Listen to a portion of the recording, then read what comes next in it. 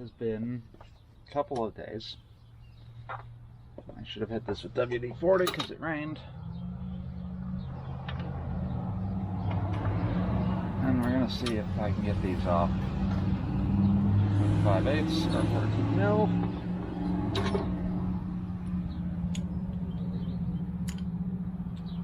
And then get the dust cover off and the spindle out.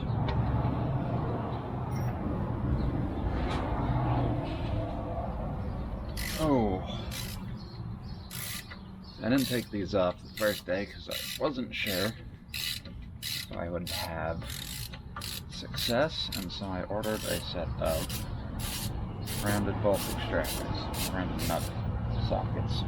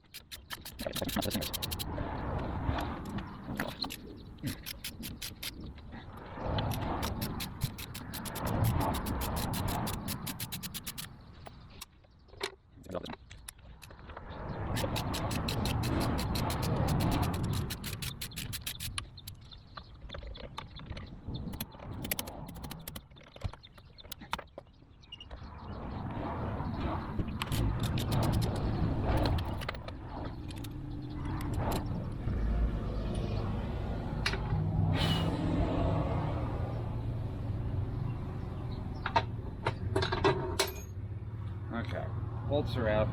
Now there's a couple ways to do this. One way is to get a cold chisel and try to chisel around. And I may have to do that. But, and you can only do this if you've got a dead blow. Without, hard facing. And you can hit here, pry this out, hit on the bottom to pry it up, and you just walk it out like that. But you cannot use a hard face hammer because you will destroy the threads and you will destroy the bearing surface here.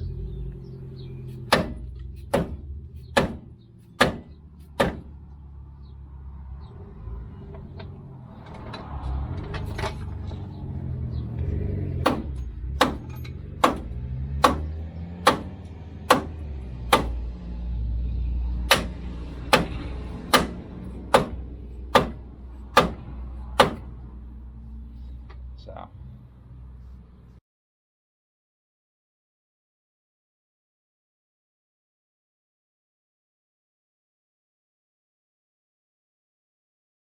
okay, this has been beaten into removal. Yeah, that bearing is going to come out. That seal is hooped. And we'll get the axle out in a second.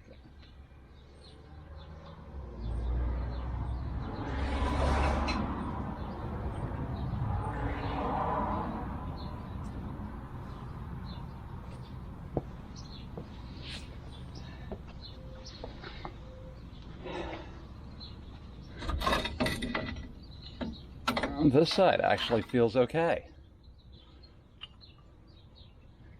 I mean, it's hooped, but at least this side moves.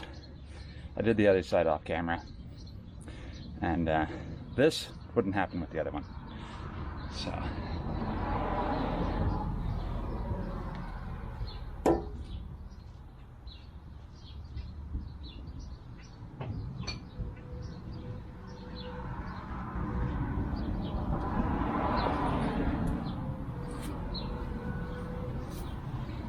Okay.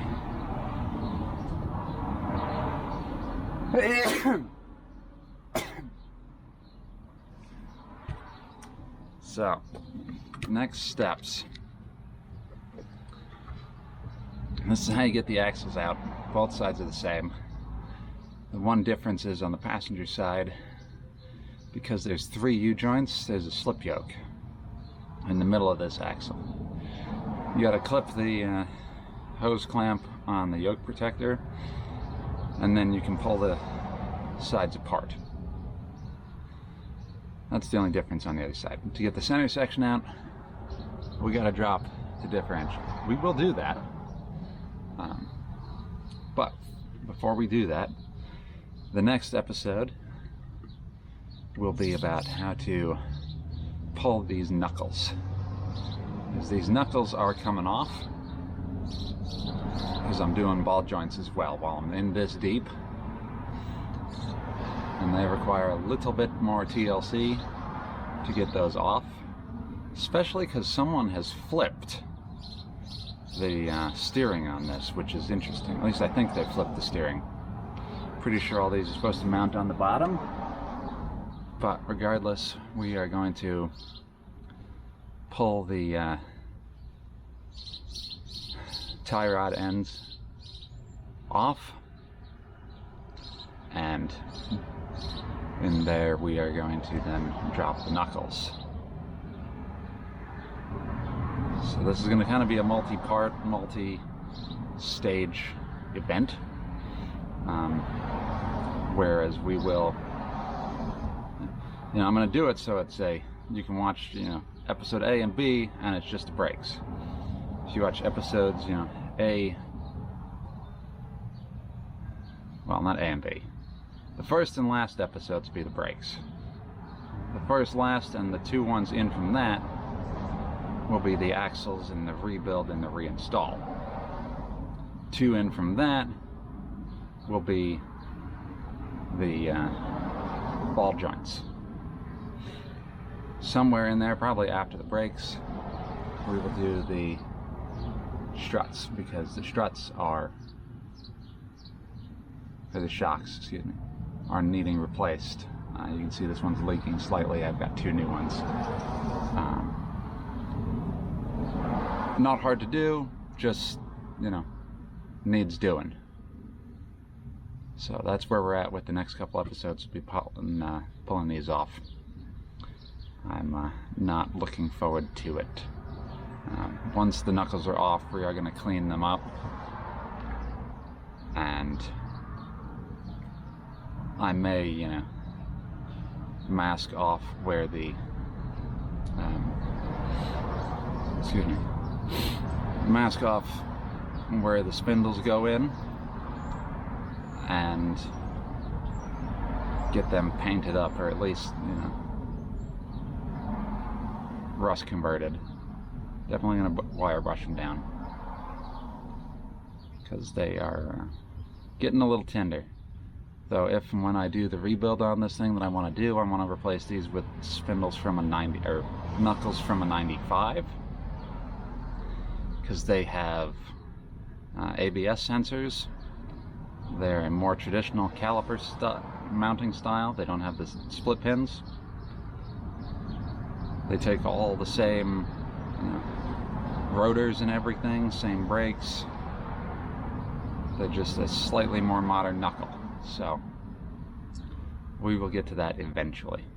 We'll also do, a steering stuff upgrade. So based on the grease and how tight the steering feels, I don't actually think that any of this needs replacing. I think it just needs re-greasing. So we'll do that too.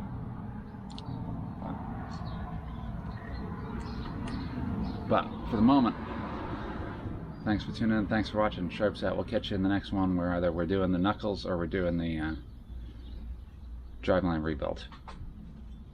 We'll show you on one side and we'll go from there. But we'll catch you next time. Hit the subscribe button and I'll let you know when the new one comes out.